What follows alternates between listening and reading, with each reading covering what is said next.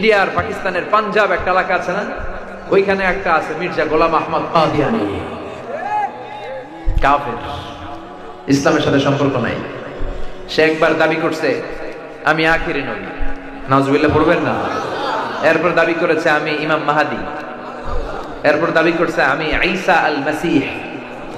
এই বেয়াদবটা টয়লেট করতে যাইয়া টয়লেটের টাঙ্কি ভাঙ্গা গুয়ের টাঙ্কির ভিতরে বসছে, পইরা 100 বছরের জমা থাকা গু খাইতে খাইতে খাইতে খাইতে শেষ। ফেরাউন খাইছে লোহিত সাগরের পানি, আর এই বেয়াদবটা খাইছে শত শত মানুষের পায়খানা। নবীরা পবিত্র, নবীরা যেখানে মারা যায় ওই জায়গাটাও পবিত্র, কিন্তু এইটা নবী দাবি কইরা মরছে কোন জায়গায়? কথা কন, খাইছে কি? হ্যাঁ, এখন এটারে উঠাবে কে?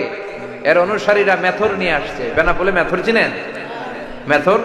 মেথর ভাইরা এই কাজে হেল্প করে। তারা শিকল আর রশি এনে ওটারে বাঁধ দিয়া উঠানো শুরু করছে। এত ওজন টাইনা উঠাইতে পারে, উঠাতে উঠাতে একেবারে উঠায় ধরবে, আবার ঠমাস করে পড়ে। আল্লাহকে জনমের ভুখা, কারণ বিশ্বনবীর সাথে বেয়াদবি করেছে। আমার নবীর পরে কেউ নবী হতে পারে না। এই মুসাইলামাতুল কাজ্জাব, তারপরে এই মির্জা গোলাম আহমদ কাদিয়ানের অনুসারীরা এখনো বাংলাদেশে আছে। এদেরকে রাষ্ট্রীয়ভাবে কাফের হিসেবে ঘোষণা দিতে হবে। এদের সাথে ইসলামের কোনো সম্পর্ক নাই। চিল্লায় বলো ঠিক কিনা? এই মুসলমানদের দেশে ইসলামের ট্যাগ লাগিয়ে কাদিয়ানীদের কোনো কার্যক্রম চলতে পারে না। এগুলো কাফের, এগুলো অমুসলিম। যারা বিশ্বনবীরে মানে না, এরা কালিমার অর্ধেকটাকে কেটে ফেলে দেয়। লা ইলাহা ইল্লাল্লাহ মুহাম্মাদুর, আপনি মুহাম্মদ রাসূলুল্লাহ বাদ দিয়ে শুধু লা ইলাহা বললে মুমিন হবেন? এই শাহাদাতের বাণী পুরোটা না পড়লে মুমিন হওয়া যাবে? ঝিনুকের ভেতর লুকিয়ে থাকে যেমন মতি, ঝিনুকের ভেতর লুকিয়ে থাকে যেমন মতি, কালমা শাহাদাতে আছে আল্লাহর জ্যোতি, কালমা শাহাদাতে আছে আল্লাহর জ্যোতি। ঠিক কি না? এই কালেমাকে খণ্ডিত করে পড়ার অধিকার আল্লাহ কাউরে দেয় না। এজন্য এগুলো অমুসলিম, এগুলোর সাথে আমাদের সম্পর্ক। রাষ্ট্রীয়ভাবে সরকারের উচিত এদেরকে রাষ্ট্রীয় ঘোষণায় ফরমান জারি করে সার্কুলেশন করে অমুসলিম হিসেবে আখ্যায়িত করে ফেলা। এটা মুসলমানদের গণমানুষের দাবি। তার মানে দেখেন, বিশ্বনবী যা যা বললেন তার প্রতিটা নমুনা আমাদের সমাজে আছে না নাই? ভণ্ড লোক আর বের হবে। বিশ্বনবী বললেন কাসরাতুল হারাজ, কিয়ামতের আগে হারাজ বেড়ে যাবে। সাহাবারা বললেন ওয়ামাল হারাজ ইয়া রাসূলুল্লাহ, হে আল্লাহর রাসূল হারাজ কি? বিশ্বনবী বললেন হাদা হুয়াল হারাজ, হাদা হুয়াল হারাজ। কি বুঝলেন? হ্যাঁ, কি বুঝলেন? মারামারি, হত্যা, যুদ্ধ আছে না নাই? বিশ্বনবী বললেন কিয়ামতের একটা আলামত হলো কিয়ামতের আগ দিয়ে অনেক মানুষকে অন্যায় ভাবে নিহত করা হবে। তাদেরকে কেন মারা হলো হত্যাকারী নিজেও জানবে না। পোশাকি বাহিনী হাতে গুলি আছে, মেরা দিছে ঠুস, কেন মারছে জানে না, উপরের অর্ডার আছে না নাই? অর্ডার আসছে, মেরে দিলাম। কেন মারলাম আমি নিজেই জানি না। আচ্ছা, যারে মারলাম ও জানে না, ও জেনে মরতে পারলো না যে কেন আমি বললাম। বিশ্বনবী বললেন কিয়ামতের আগে হত্যা বেড়ে যাবে, মারামারি বেড়ে যাবে, যুদ্ধ বেড়ে যাবে। এক আফগানিস্তানের যুদ্ধে লক্ষ লক্ষ মানুষ নাই, এক ইরাক যুদ্ধে হাজার হাজার মানুষ নাই, এক সিরিয়ার যুদ্ধে বাশার আল আসাদের নেতৃত্বে লক্ষ লক্ষ মানুষ প্রাণ হারিয়েছে। এক আমেরিকার নেতৃত্বে দ্বিতীয় বিশ্বযুদ্ধে হিরোশিমা নাগাসাকি জাপানের দুইটা শহরে দুইটা বোম ফেলা হয়েছে। লিটল বয় ফ্যাটম্যান বোম মেরে পুরো জাপানকে উড়িয়ে দেওয়া হয়েছে। ইসলাম কখনো যুদ্ধের কথা বলে না, ইসলাম শান্তির কথা বলে। কথা বলেন, আমরা যুদ্ধ চাই না শান্তি? যুদ্ধ না শান্তি? যুদ্ধ নয় আর যুদ্ধ নয়, নয় আর কোন তাজালা, সেই পৃথিবী আমাদের সকল মানুষের হোক নিরাপদ আবাস।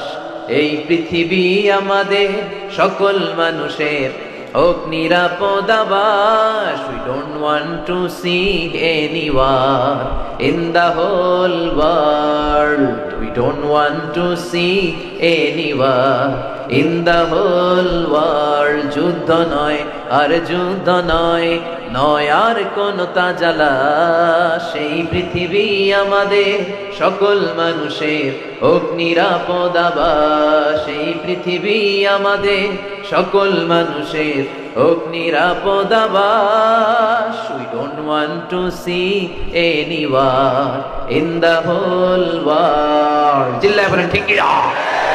আমরা গোটা বিশ্বে যুদ্ধ দেখতে চাই না, আমরা শান্তি চাই। কথা বলেন। কিন্তু অন্যায়ভাবে মানুষ হত্যার হিড়িক আমাদের সমাজে আছে না? বিশ্বনবী বলে গেলেন এই অন্যায়ভাবে হত্যা বেড়ে যাবে। এরপরে বিশ্বনবী বললেন দিয়াউল আমানা, কিয়ামতের আগে আমানতের খেয়ানত হবে। সাহাবীরা বললেন কাইফা ইদাআতুহা, ও নবী কিয়ামতের আগে কেমন করে আমানতের খেয়ানত হবে? বিশ্বনবী বললেন ইদা উসিদাল আমরু ইলা গায়রি আহলিহি ফান্তাযিরিস সাআ, যেই লোকটা যেই চেয়ারে বসার যোগ্য নয় তারে যখন ওই চেয়ারে বসিয়ে দেয়া হবে তখনই কিয়ামতের আলামত, আমানতের খেয়ানত শুরু হয়ে যাবে। যে যেটা পজিশন হোল্ড করার যোগ্যতা রাখে না, এখন কোরআন জানে না, হাদিস জানে না, কথা বলতে জানে না, এরা যদি প্রধান বক্তা বানান হবে? এটা কিয়ামতের আলামত না, এটা আমানতের খেয়ানত। মসজিদের সভাপতি নামাজ পড়ে না, এটা কিয়ামতের আলামত না? মসজিদের যিনি সভাপতি হবে ওনার সাথে তো মসজিদের সম্পর্ক বেশি থাকবে। উনি মসজিদ ঝাড়ু দিবে, উনি মসজিদের খোঁজ খবর নিবে, রক্ষণাবেক্ষণ করবে। মসজিদ ঝাড়ু দিলে মর্যাদা বাড়ায় দেয় কে? মসজিদেরি ঝাড়ু বারদার হোক আমারে হাত, শোনো আমারে মুনাজাত, শোনো শোনো ইয়া ইলাহি আমারে মুনাজাত, শোনো আমারে মুনাজাত। পড়েন আমিন। তার মানে যে যেটার যোগ্য না তারে ওইটা বানানো হয়। শিক্ষক হওয়ার যোগ্যতা নাই কিন্তু শিক্ষক হয়ে যা আসলে নাই। বিসিএস এর ক্যাডার হওয়ার যোগ্যতা নাই, উপরের ফোনে বিসিএস এর চাকরি পেয়ে যায় আসলে নাই। বেনাপোলে নাই, এলাকায় নাই। এগুলো কিয়ামতের আলামত। যে যে চেয়ারে বসার যোগ্য নাই, ইমামতির যোগ্য নাই, যোগ্যতা নাই, ইমাম হয়ে গেছে। সভাপতি হওয়ার যোগ্যতা রাখে না, সভাপতি খায় গাঞ্জা, সেক্রেটারি খায় মদ, আছে না নাই? কিন্তু সে মসজিদে লিডিং দেয়। চেয়ারম্যান হওয়ার যোগ্যতা নাই, চেয়ারম্যান হয়েছে। এমপি হওয়ার যোগ্যতা নাই, এমপি হয়েছে। মন্ত্রী হওয়ার যোগ্যতা নাই, মন্ত্রী হয়, আছে না নাই? এগুলো কিয়ামতের আলামত। যে যেটার যোগ্য তাকে ওই চেয়ারে বসাতে হবে। চিল্লায় বলেন ঠিক কি না? ওয়াল্লাযীনা হুম লিআমানাতিহিম ওয়া আহদিহিম রাউন। মুমিনের বৈশিষ্ট্য, মুমিন যদি প্রতিশ্রুতি দেয় মুমিন তার প্রতিশ্রুতি রাখে। মুমিনের বৈশিষ্ট্য, মুমিন কখনো আমানতের খেয়ানত করে না। আমানত এটা অনেক বড় বিষয়। আমানতের খেয়ানত এটা মুনাফিকের আলামত। বিশ্বনবী কখনো কোনো আমানতের খেয়ানতকারী করে না, আমানতের হেফাজত করেছেন। চিল্লায় বলেন ঠিক কিনা? আপনার সম্পদ আছে, এই সম্পদ আপনার কাছে আমানত। আপনার সন্তান আপনার কাছে আমানত। আপনি মাদ্রাসার প্রিন্সিপাল, পুরো মাদ্রাসার প্রতিটা ইঞ্চি মাটি আপনার কাছে আমানত। আপনি খতিব, জুমার মসজিদটা আপনার কাছে আমানত। চেয়ারম্যান সাহেবের কাছে ইউনিয়ন পরিষদটা আমানত। এমপি সাহেব, মেম্বার অফ দ্য পার্লামেন্ট, তার পুরো নির্বাচনী এলাকাটা তার হাতে আমানত। এই নির্বাচনী এলাকায় যদি কোনো গাঞ্জার আসর বসে এটার দায়ভার তিনি এড়াতে পারেন না। এলাকায় কোনো অন্যায় ধর্ষণ হলে এটার দায়ভার তিনি এড়াতে পারেন না। পুরো এলাকাটা তার কাছে আমানত। মন্ত্রী সাহেবের কাছে মন্ত্রণালয়টা আমানত। মাননীয় প্রধানমন্ত্রীর কাছে আমার পুরো লাল সবুজের পতাকাটা আমানত। এটা বিশাল বিষয়, এটা ছোটখাটো কোনো বিষয় নয়। তো কিয়ামতের আগে বিশ্বনবী বললেন এই আমানতের খেয়ানত শুরু হয়ে যাবে। যে যেখানে বসার যোগ্য নয় তারে ওই চেয়ারে বসায় দেওয়া হবে, আছে না নাই? বাংলাদেশে অনেক শিশু বক্তা আছে, বেনাপোলে আসে নাই? হ্যাঁ, ভালো আসে। তো সে ছোট্ট একটা মানুষ, তার তো এখন পড়াশোনার বয়স। সে পড়াশোনা করবে, সে হেফজ করবে, সে আলেম হবে, সে মদিনা ইউনিভার্সিটিতে যাবে, সে আল আজহার ইউনিভার্সিটিতে যাবে, সে উচ্চতর ডিগ্রি গ্রহণ করবে, সে বিশ্লেষণ করার মতো ক্ষমতা রাখবে, সে সমাজের ইনকনসিস্টেন্সি, অসঙ্গতি নিয়ে কথা বলবে। তার বয়সের দরকার আছে না নাই? তার পড়াশোনার দরকার আছে না নাই? তার ডিগ্রির দরকার আছে না নাই? তার চেয়ে বড় বড় জ্ঞানী প্রিন্সিপালরা বসে থাকে, খতিবরা বসে থাকে, সে পায়ের উপর পা তুলে ছোট বাচ্চা মুরব্বীদের মতো কথা বলে। আমাদের এলাকায় ছোটরা মুরব্বীদের মতো কথা বললে ওরে আমরা বলি বেয়াদব। আপনারা কি বলেন? তো ওর তো জ্ঞানই হয় নাই, ওর তো পড়াশোনাটাই শেখা হয় নাই, ওর তো বিশ্লেষণ করার মতো যোগ্যতাই হয় না। ও কি বয়ান দিবে? ও সামান্য দাঁড়িয়ে 2 মিনিট কথা বলতে পারে, একটা হাদিসের অর্থ বলতে পারে, কেরাত করতে পারে, সবার কাছে দোয়া চাইতে পারে। সে প্রধান বক্তা হয়ে আসে আর তারে দেখার জন্য লক্ষ লক্ষ মানুষ আসে। আমার মাহফিলে কি লোক হয়েছে, ছোট শিশু বক্তারা দাওয়াত দিলে এটা ভাইঙ্গা মানুষ জাগায় দিতে পারবে কথা কয় রফিক ভাই, আছে না নাই? এগুলো কিয়ামতের আলামত। যে যে চেয়ারে বসার যোগ্য তাকে ওই চেয়ারে বসাতে হবে, চিল্লায় বলেন ঠিক কিনা? এরপরে বিশ্বনবী বললেন কিয়ামতের আরেকটা আলামত হলো তাতাউল ফিল বুনিয়ান। কিয়ামতের আগ দিয়ে লোকেরা বড় বড় বিল্ডিং আর টাওয়ার বানানোর প্রতিযোগিতা শুরু করে দিবে, আছে না নাই? ওর 5 তলা তো আমার করতে হবে 10 তলা, ওর 10 তলা আমার লাগবে 20 তলা, কিন্তু ও তাহাজ্জুদ পরে আমিও পড়ব, ওইটা নাই কথা কন। বিশ্বনবী বললেন ওয়া আনতারাল হুফাতাল উরাতাল আলাতা রিয়াশা ইয়াতাতাওয়ালুনা ফিল বুনিয়ান। কিয়ামতের আগে তোমরা দেখবে পায়ে দেওয়ার মতো জুতা ছিল না, গায়ে দেওয়ার মতো জামা ড্রেস ছিল না, পেটে দেওয়ার মতো খাবার ছিল না। রাখাল ছাগল গরু পেলে বড় হয়েছে, এরা সমাজের বড় বড় শিল্পপতি হয়ে যাবে। সৌদি আরবে তাকায় দেখেন, টাওয়ার বানায়, Burj al Khalifa, Kingdom Tower, Zamzam Tower, Petronas Twin Tower, Shanghai Tower, Eiffel Tower, টাইপেটাং 10 টাওয়ার, আছে না নাই? টাওয়ার বানানোর প্রতিযোগিতা। কিয়ামতের ঝাঁকুনি যখন আল্লাহ দিবে, ইদা জুলজিলাতিল আরদু জিলজালাহা, ওই ধাক্কার প্রকম্পনের চোটে একটা টাওয়ারও টিকবে? কথা বলেন। তার মানে বিশ্বনবী কিয়ামতের আলামতের ব্যাপারে যতগুলো বর্ণনা দিলেন সবগুলোর মিল আছে না নাই? এরপরে বিশ্বনবী বললেন যুহুরুন নিসাল কাসিয়াতাল আরিয়াত আল মাইলাত আল মুমিলাত। কিয়ামতের আগে পোশাক পরিহিতা উলঙ্গিনী নারী সমাজের মধ্যে বেড়ে যাবে, পোশাকও থাকবে আবার উলঙ্গিনীও হবে। কে বললেন? বিশ্বনবী বলেছেন সাল্লাল্লাহু আলাইহি ওয়াসাল্লাম। পোশাক পরিহিতা উলঙ্গিনী। আমরা জানি যে যার পোশাক আছে সে উলঙ্গ নয়, আর যার গায়ে পোশাক নাই সে উলঙ্গ, ঠিক কিনা? বিশ্বনবী বললেন পোশাকও আছে আবার উলঙ্গও হবে। তার মানে বোরকাও পরবে, বোরকার বাইরে থেকে সব টের পাওয়া যাবে। বোরকাও পরবে, তার সৌন্দর্য সব বোঝা যাবে। এখন টাইট ফিটিং এর বোরকা আছে না নাই? বেনাপোল এগুলো ঢুকে নাই নাকি? বেনাপোল দিয়েই ঢুকে। হ্যাঁ, এটা হচ্ছে সদর দরজা, এদিক দিয়েই নাকি ঢুকে, আর সারা বাংলাদেশে সাপ্লাই। আল্লাহ তুমি হেফাজত করো। আমার মায়েরা বোনেরা, আপনারা নিশ্চয় আমাকে দেখছেন শুনছেন, আপনাদের জামার ক্ষেত্রে 4টা মৌলিক নিয়ম। Dress code of Muslim women, একজন মুসলিম নারীর ড্রেস কোড কি হবে? নাম্বার 1, আপনার পোশাক পাতলা হতে পারবে না। এখন মশারির চেয়েও পাতলা নারীর পোশাক আছে না নাই?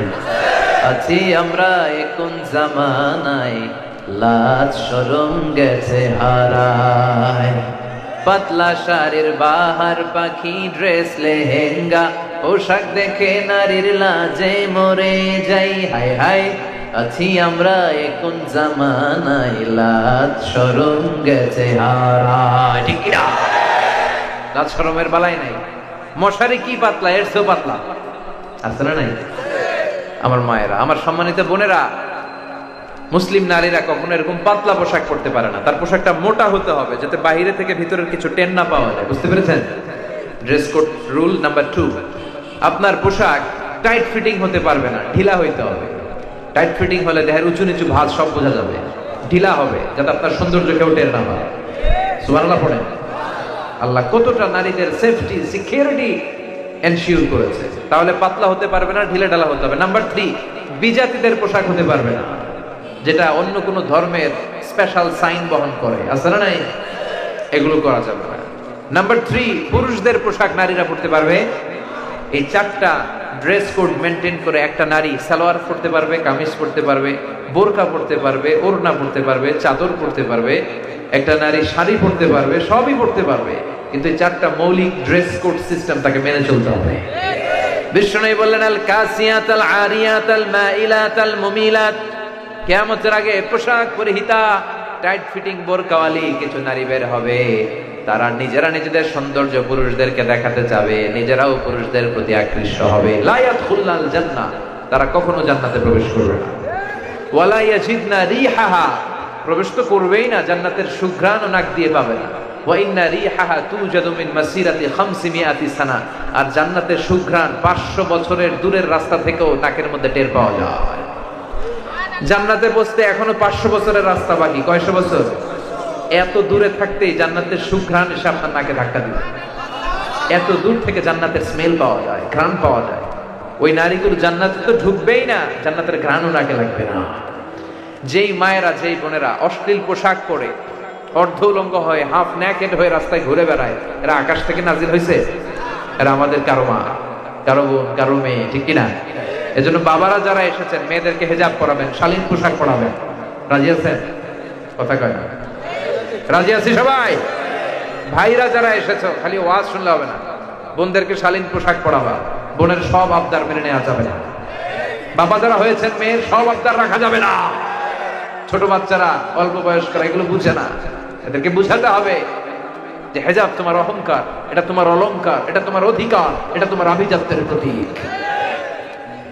তাহলে এই যে বিশ্বনবী বললেন পোশাক পরিহিতা উলঙ্গিনী নারী বাড়বে, আছে না নাই? কথা বলেন। এরপরে বিশ্বনবী বললেন ইতাআতুজ যাওজা ওয়া উকুকুল উম, কিয়ামতের আগে বিয়ের পরে ছেলেগুলো বউয়ের পিছু পিছু ঘুরবে, জনম দুঃখিনী মাকে ভুলে যাবে। বেনা বলে নাই, সব দিবে না বলবে। ঘটনাটা কি? হ্যাঁ, আমি কোন রকম ছুটাইতে চাই, ছুটেই না। এরা কয় আছে সদর দরজা। আহা, বিয়ের পরে মারে ভুলে যায়।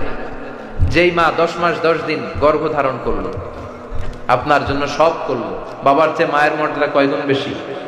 হামালাতহু উম্মুহু, বাবা পেটে ধরে নাই, ধরছে কে? ওয়াহানান আলা ওয়াহান, 8 মাস 9 মাস বাবা কষ্ট সহ্য করে নাই, পেটে করছে কে? ফিসালুহু ফি আমাইন, 2 বছর দুধ বাবা খাওয়াইছে নাকি মা? এজন্য আল্লাহ বলে খবরদার, 3 কারণে মায়ের মর্যাদা বেশি। হামালাতহু উম্মুহু, বাবা পেটে ধরে নাই, পেটে ধরেছে মা। ওয়াহানান আলা ওয়াহান, পেটের জ্বালা বাবা সহ্য করে নাই, করেছে মা। ফিসালুহু ফি আমাইন, 2 বছর বাবা দুধ খাওয়ায়নি, দুধ খাওয়ালো মা। মায়ের এক ধার দুধের দাম, কাটিয়া গায়ের চাম, পাপোশ বানাইলেও ঋণের শোধ হবে না।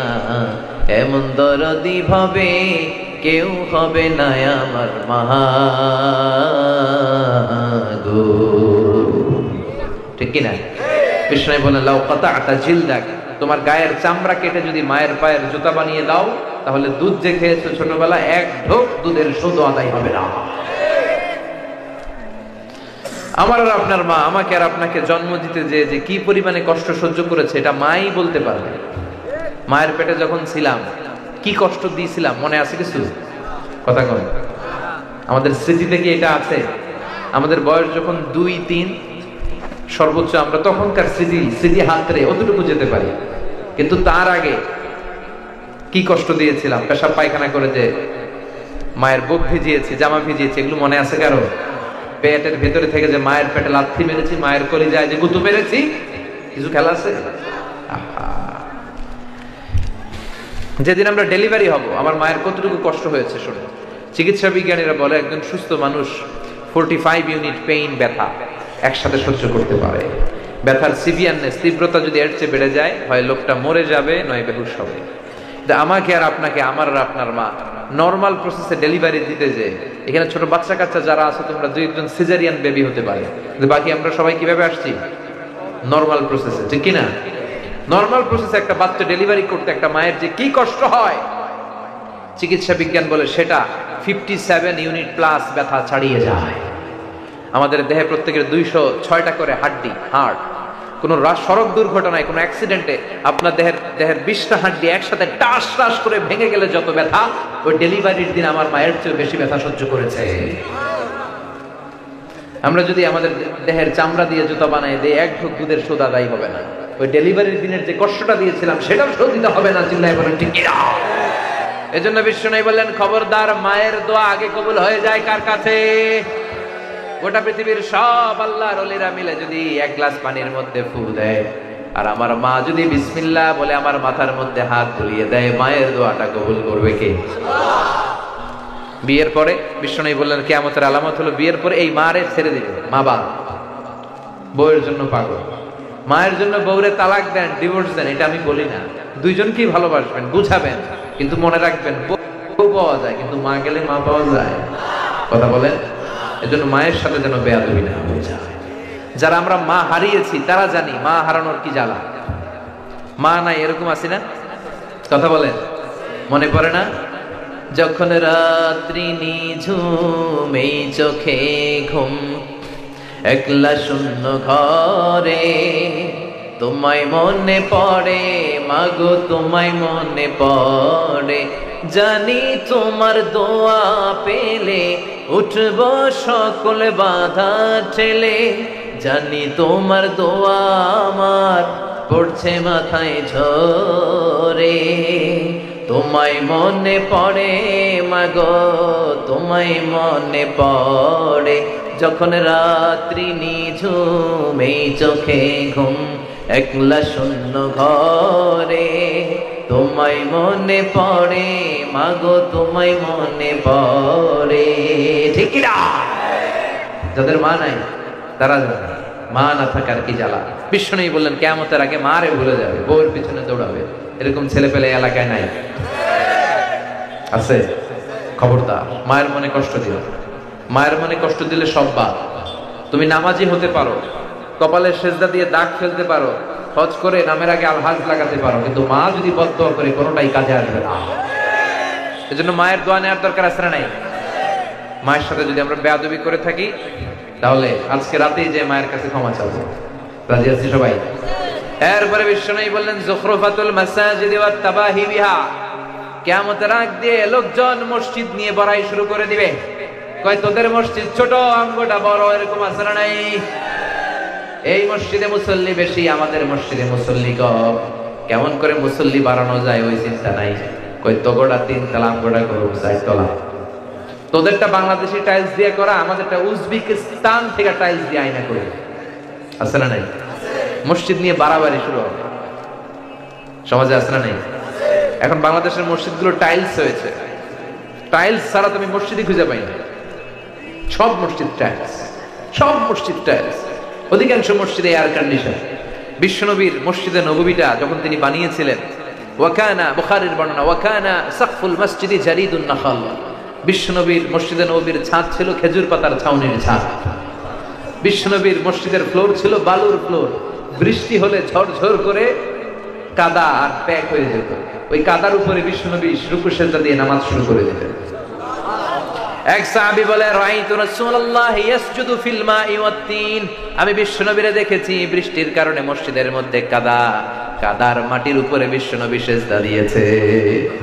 আবার বিশ্বনবী নামাজ শেষ করে সাহাবীদের দিকে যখন ঘুরে বসেছেন, রাআইতু আসারাত তিনি ফি জাবাহাতিহি, আমি বিশ্বনবীর কপাল মোবারকের নাকের মধ্যে বালুয়ার মাটি লেগে থাকতে দেখেছি। এটা ছিল বিশ্বনবীর মসজিদে নববী, যেখানে টাইলস ছিল না, যেখানে বিউটিফিকেশন ছিল না, যেখানে লাইটিং ফাইটিং ছিল না, যেখানে এয়ার কন্ডিশন ছিল না, ছিল শুধু আল্লাহর ভয় আর তাকওয়া। এখন আমাদের হৃদয়ে আল্লাহর ভয় নাই। কথা বলেন, হৃদয়ে থাকতে হবে একজনের ভয়, তিনি কে? চিল্লায় বলেন কে? যাদের হৃদয়ে আছে আল্লাহর ভয়, তারা কবু পথ ভুলে যায় না। আল্লাহর প্রেম ছাড়া এই দুনিয়া কারো কাছে কোনো কিছু চায় না। রাতের আধারে যারা সেজদাতে রয়, দু চোখের শ্রুতে নদী যেন বয়। ছলনার হাতছানি যতই আসুক, পেছনে ফিরেও সে তাকায় না। যাদের হৃদয়ে আছে আল্লাহর ভয়, তারা কবু পথ ভুলে যায় না। আল্লাহর প্রেম ছাড়া এই দুনিয়া কারো কাছে কোনো কিছু চায় না। ঠিক কি না? অন্তরে ভয় থাকতে হবে একজনের, তিনি কে? এজন্য মসজিদ নিয়ে দলাদলি করবেন? কথা বলেন, মসজিদ নিয়ে দলাদলি করা যাবে? এরপরে বিশ্বনবী বললেন ইয়াতাকারাবুজ জামান তাতাকারাবুল আসওয়াক, কিয়ামতের আগে সময়ের বরকত কমে যাবে। 1 বছর মনে হবে 1 মাস, 1 মাস মনে হবে 1 সপ্তাহ, 1 সপ্তাহকে মনে হবে 1 দিনের মতো।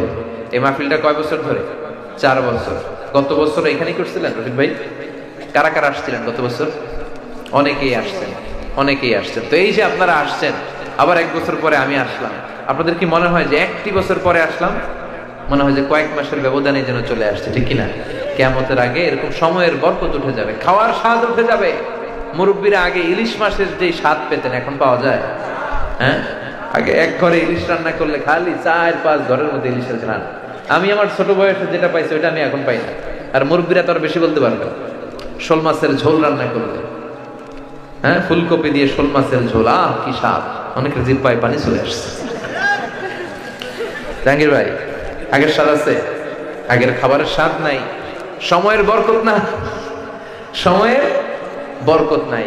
তার মানে দেখেন বিশ্বনবী যেই পয়েন্টেই হাত দিলেন ওই পয়েন্টটা আমাদের সমাজে আসরা নাই।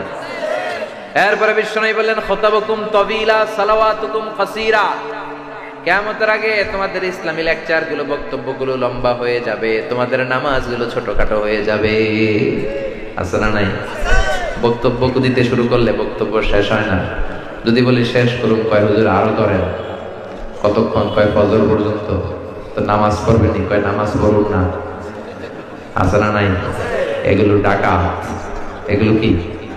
ওয়াজ করেন হুজুর, ওয়াজ ভাল লাগে, নামাজ ভাল লাগে না। আসরা নাই? বেনা বলে নাই, কথা বলেন। এজন্য আলোচনা হবে সংক্ষিপ্ত, কিন্তু নামাজ হবে লম্বা। বিশ্বনবী যখন সালাতে দাঁড়াতেন, দাঁড়িয়ে থাকতে থাকতে বিশ্বনবীর হাত্তা তাতাওয়াররা মুকাদামা, পা দুটি ফুলে যেত, টিউমারের মতো মোটা হয়ে যেত। এত লম্বা সময় দাঁড়িয়ে থাকতে থাকতে হাত ব্যথা, হাত ছেড়ে যেতেন। আবার যখন ভাল লাগতো আবার হাত বাঁধতেন। সুবহানাল্লাহ পড়বেন না? সাহাবারা যখন মরুভূমিতে নামাজ পড়তেন, মরুভূমির পাখিগুলো এসে সাহাবাদের মাথায় এসে বসে যেত, কারণ পাখিগুলো মনে করতো এগুলো মরুভূমির খেজুর গাছ। সুবহানাল্লাহ পড়বেন না? সাইয়েদনা আলী কাররামাল্লাহু ওয়াজহার পায়ের মধ্যে তীর ঢুকলো, এই তীর বের করা যায়। বিশ্বনবী বললেন আকিমিস সালাহ ইয়া বেলাল, আযান দাও, ইকামত দাও। এক সাহাবীরে বললেন তুমি এখন জামাতে দাঁড়িও না, তুমি নামাজরত অবস্থায় আলীর পা থেকে তীর বের করবে। এই তীর টান দিলে উনি চিৎকার মারে, এত জখম হয়েছে ব্যথায়। নামাজ শুরু করলেন। ওই সাহাবী বিশ্বনবীর কথা মতো কাতারের মাঝখান দিয়ে সাইয়েদনা আলীর পা থেকে টেনে তীর বের করেছেন, ফিনকি দিয়ে রক্ত উনি টের পায় না। নামাজ শেষ হয়ে গেল, বিশ্বনবীর কাছে সাইয়েদনা আলী বলেন নবী আমার পায়ের তীর কই? যেইখানে দাঁড়ালাম রক্তের সয়লাব, কে তীর খুলেছে? বিশ্বনবী বললেন আমি জানি, তুমি যখন নামাজের মুসল্লায় দাঁড়িয়ে যাও দিন দুনিয়ার কোনো হুঁশ তোমার থাকে না রে আলী। তারাও নামাজ পড়ে, আমরাও পড়ি। আমরা নামাজে দাঁড়ালে সারাদিনে যেটা মনে আসে না ওটা নামাজে দাঁড়ালে মনে আসে। আছে না নাই? সারাদিনে খেয়াল করতে পারতেছি না কি যেন জিনিসটা, আল্লাহু আকবার দাঁড়াইলেই কথা কম। আমরা নামাজে পড়ি, আবার বিপিএল এ ছক্কা মারলো না, আউট হইলো। মাশরাফি বিন মুর্তজা ছক্কা না আউট, টেনশন আছে না নাই? আমার সিরিয়াল শুরু হইলো নাকি শেষ হইলো, টেনশন আছে না নাই? ফেসবুকের মধ্যে কয়টা লাইক পড়লো, আছে না নাই? কয়জনের শেয়ার মারলো, আছে না নাই? এই তো আমাদের নামাজ। কিন্তু নামাজ হতে হবে লম্বা, ধীরস্থির, আর বক্তব্য হতে হবে ছোট। কিন্তু এখনকার হুজুর বক্তব্য করেন, নামাজ ভালো লাগে না।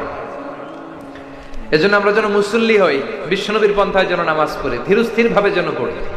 অনেকে নামাজে তাড়াহুড়ো করে, এরকম তাড়াহুড়ো নামাজ আদায়কারী বেনা বলে ইনশাল্লাহ নাই। হ্যাঁ, বিশ্বনবী রুকু থেকে সোজা হয়ে দাঁড়াতেন। আমাদের অনেকে রুকু থেকে মাথা উঁচু করে সেজদায় দৌড় মারে। দুই সেজদার মাঝখানে ধীরস্থির ভাবে সোজা হয়ে বসা ওয়াজিব। প্রথম সেজদা থেকে কোন রকম মাথা উঠে আরেক সেজদায় দৌড় মারে, আছে না নাই? আবার বিশ্বনবী তাড়াহুড়ো করে দৌড়ে নামাজে যেতেও নিষেধ করেছেন। বিশ্বনবী বলেছেন ইযা উকিমাতিস সালাতু ফালা তাতুহা তাসআউন, যখন নামাজের ইকামত হয়ে যায় দৌড়ে দৌড়ে নামাজ ধরতে যেও না, ধীরস্থির ভাবে যাও।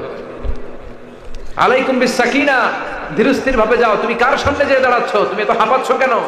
দৌড়ে দৌড়ে নামাজে গেলে হাঁপানি পারবে না? ব্রেথ ইন ব্রেথ আউট, শ্বাস প্রশ্বাস ঘন হয়ে যাবে। আপনি কার সামনে হাজিরা দিতে দাঁড়াচ্ছেন? তিনি তো সব রাজার বড় রাজা, মহারাজা।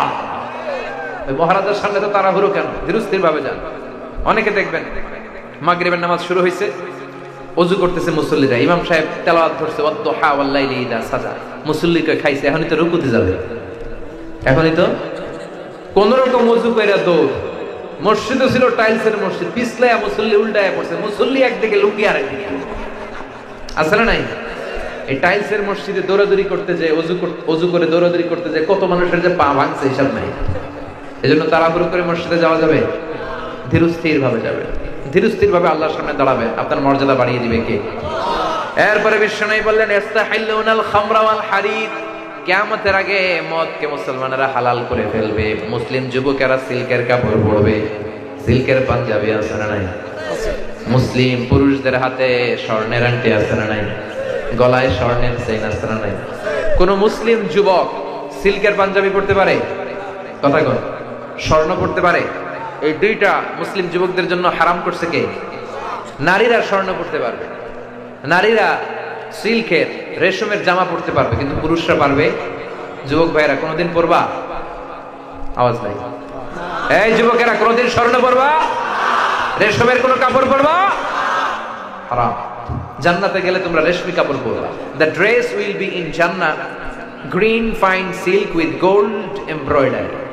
যারা জান্নাতে যাবে তাদের পাতলা সবুজ রঙের সিল্কের কাপড় দিয়ে পোশাক বানানো হবে, যেখানে স্বর্ণের গোল্ডের এমব্রয়ডারি করা ডিজাইন থাকবে। আবার প্রত্যেক জান্নাতীদের হাতের মধ্যে ব্রেসলেট, স্বর্ণের ব্রেসলেট পরিয়ে দিবে কে?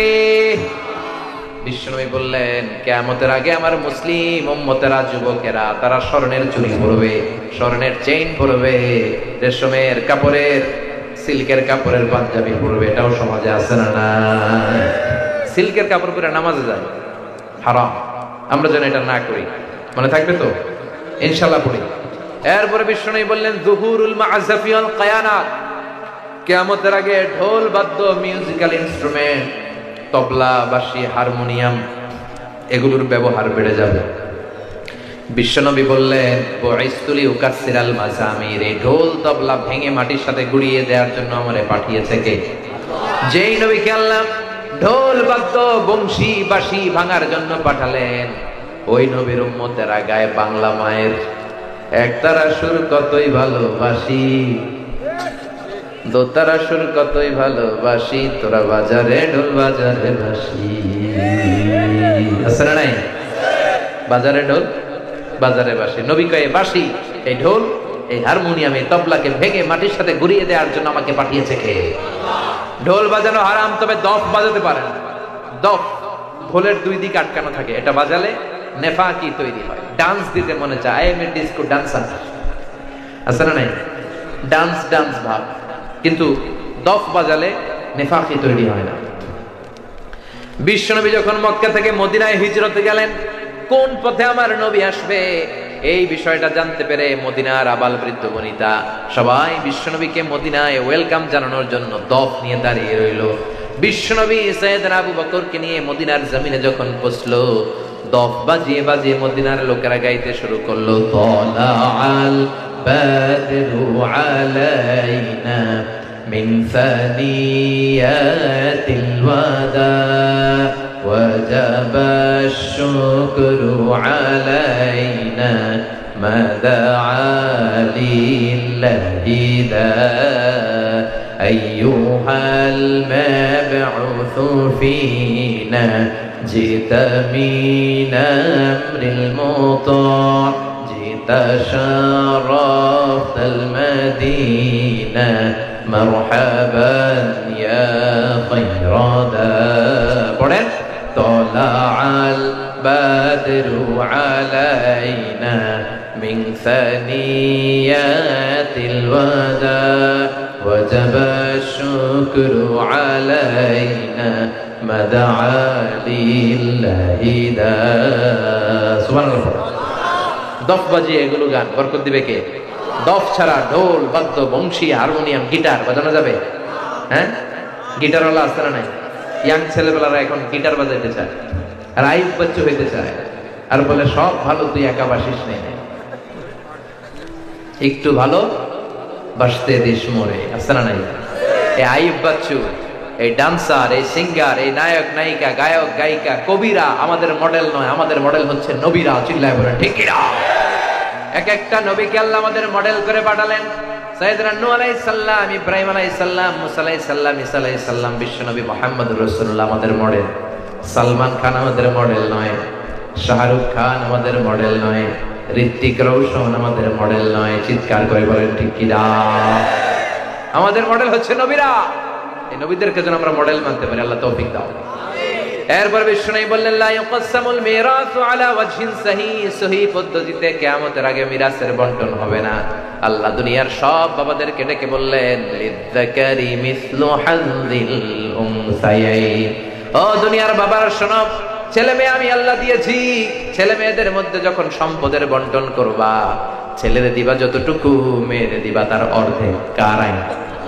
চিল্লায় বলেন, আইনটা কার? অনেক বাবারা এটা করে না। ছেলেকে যদি 2 লক্ষ টাকা দেন, মেয়েকে দিতে হবে? কথা বলে না।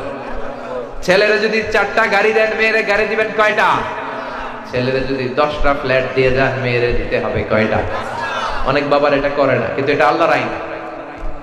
বিষ্ণু বলেন, কিয়ামতের আগে আল্লাহর আইনকে ভায়োলেট করা হবে। ছেলেরা সব দেয়, মেয়েরা কয় মা তোর লেগে দোয়া করে দিলাম, তোর বাইরে সব দিয়ে দিলাম। টাকা এগুলো কি এরকম টাকা আসবে না বলে নাই? হ্যাঁ, আল্লাহ আল্লাহ আল্লাহ তুমি হেফাজত করো, খবরদার, এটা আল্লাহর দেয়া আইন। মেয়েরা অর্ধেক দেবে। অনেক মা ছেলের পাতে মুরগির রান দেয়, মেয়ের পাতে মুরগির ঠ্যাং দেয়। আছে না নাই? যেই মা বাবা ছেলের পাতে মুরগির রান, মেয়ের পাতে মুরগির ঠ্যাং দেয়, দেখবেন ওই মা বাবার শেষ জীবনটা ছেলের বাড়িতে কাটে না, মেয়ের বাড়িতেই কাটে। প্রকৃতির একটা খেলা আছে না নাই? প্রকৃতি শেষকালে খেলা খেলে দেয়। কথা কও। এজন্য এগুলো যেন আমরা না করি। তার মানে বিশ্বনবী আলামত, কিয়ামতের আলামতের ব্যাপারে যা যা বললেন, প্রামাণ্য বর্ণনা যে দিলেন, তার প্রতিটা আমাদের সমাজের সাথে মিলে যায়। এই যে কিয়ামতের যতগুলো আলামত বললেন, ফিতনার কথা সমাজে আছে না নাই? মারামারির কথা আছে না নাই? উলঙ্গপনা